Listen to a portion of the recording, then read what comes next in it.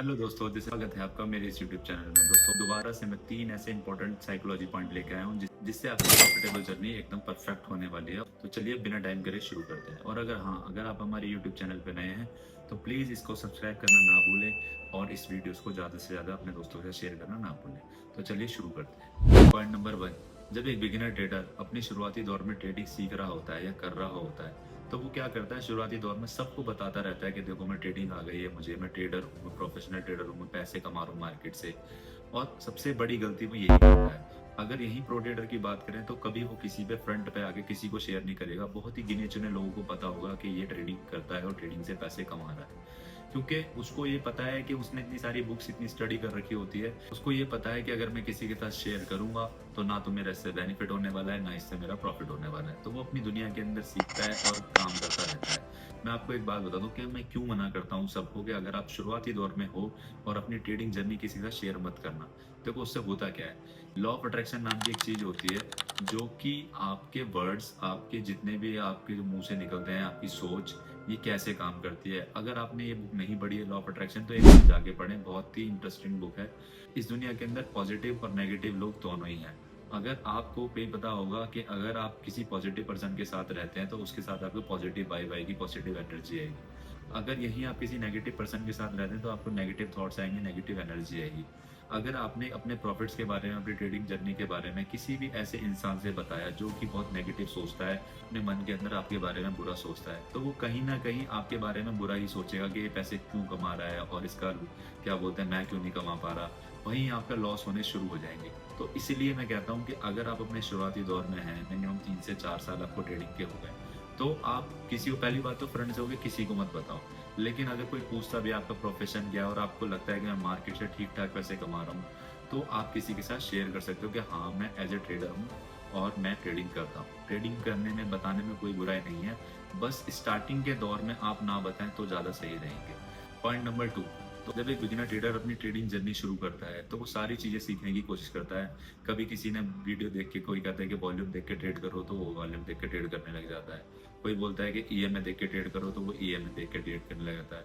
कभी वो option chain read करके सिर्फ ट्रेड करता है। वो सारी चीज़ें सीखने की कोशिश करता है। लेकिन यही अगर हम प्रो ट्रेडर की बात करें तो प्रो ट्रेडर हमेशा अपना एज ढूंढेगा। देखो, आपकी जो शुरुआत है होती बिगिनर से ही। आप प्रो ट्रेडर कैसे बनते हो कि आपने दुनिया के कोर्सेज करे, सब कुछ सीखा, लेकिन आपकी जो गलतियां हैं वो चीज़ें आप लिखते रहते हो, नोट करते रहते हो, अपना एज ढूंढते हो। तो अपनी एज और अपनी स्ट्रैटेजी खुद बनाते हो। कभी भी देखो, जरूरी नहीं है कि मेरी जो स्ट्रैटेजी है वो आपके काम आएगी या जो आपकी स्ट्रैटेजी वो मेरे काम आएगी। हमारा जो ब्रेन है, सोचने की, समझने की शक्ति, कहीं पर एम पैटर्न पे तो कोई ब्रेकआउट ट्रेड ढूंढता है, कोई रिवर्सल ट्रेड ढूंढता है। तो आपको अपना एज ढूंढना चाहिए। जैसे एक प्रो ट्रेडर अपने एज को ढूंढ के उस पर सिर्फ उतनी बुनी चुनी स्ट्रैटेजी पे काम करता है। देखो, स्टार्टिंग के दौर के अंदर आपका होता है कि आप सीखने की कोशिश करते हो सारी चीज़ें। लेकिन मैं आपको एक बात बताता हूँ, मैं हर बार ये बोलता हूँ कि आप जो मार्केट से सीखोगे वही आपकी सबसे बड़ी लर्निंग है। और मैं भी जो आपके साथ शेयर कर रहा हूँ, मैं सिर्फ एक्सपीरियंस से शेयर कर रहा हूँ और जो मेरा एक्सपीरियंस है वो मेरे काम आएगा, आपका एक्सपीरियंस आपके काम आएगा। तो हमेशा सारी चीज़ें सीखने की कोशिश मत करो। गिनी चुनी बेसिक चीज़ें ही मार्केट में हमेशा काम आती है, उनमें ही आप परफेक्ट बनो और अपना सबसे पहली चीज़ अपना एज ढूंढो, जैसे कि एक प्रो ट्रेडर ढूंढता है। पॉइंट नंबर 3, जब एक बिगिनर ट्रेडर अपनी ट्रेडिंग जर्नी के अंदर शुरुआत करता है तो स्टार्टिंग में वो थोड़ा बहुत सीखने के बाद पैसे कमाने लग जाता है।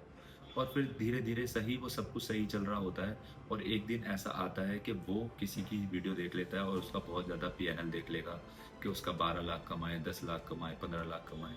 और उसके बाद वो भी ये सोचता है कि मुझे भी ट्रेडिंग आ गई है और वो जाएगा मार्केट के अंदर, सारा अपना जो कैपिटल है वो एक ही ट्रेड पे लगा देगा। और उसके बाद होता यह है कि वो मार्केट के अंदर उसको बहुत बड़ा लॉस होता है।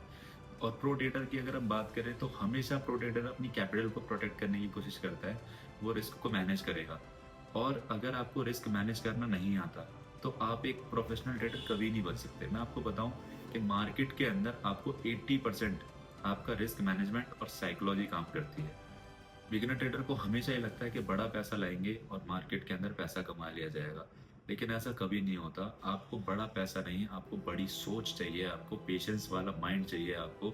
और आपको रिस्क मैनेज करना आना चाहिए। लॉस के अंदर आपको पता है कि मैं लॉस में हूँ और मेरा स्टॉप लॉस हिट होने वाला है तो आप एग्जिट कर दो।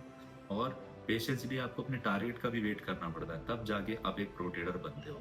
दोस्तों नेक्स्ट वीडियो के अंदर अगर हम बात करेंगे तो सारा मैं चार्ट के ऊपर कैंडल की साइकोलॉजी बताने वाला हूँ, जिसके अंदर हर कैंडल की साइकोलॉजी और एक बिगिनर ट्रेडर सपोर्ट एरिया पे क्या ढूंढता है और रेजिस्टेंस एरिया पे क्या ढूंढता है। तो ये तीनों पॉइंट बहुत ही इंपॉर्टेंट थे, इसको अपनी ट्रेडिंग जर्नी में आज से ऐड करना और वीडियो को पूरा एंड तक जरूर देखा करो। मैं आपको हमेशा वो रियल इन्फॉर्मेशन देता हूँ जो मैंने खुद से फेस करा है और अपने एक्सपीरियंस से आपको शेयर कर रहा हूँ। और आगे मेहनत करो और आप एक ना एक दिन प्रोफेशनल ट्रेडर जरूर बनोगे। तो मिलते हैं नेक्स्ट वीडियो के अंदर।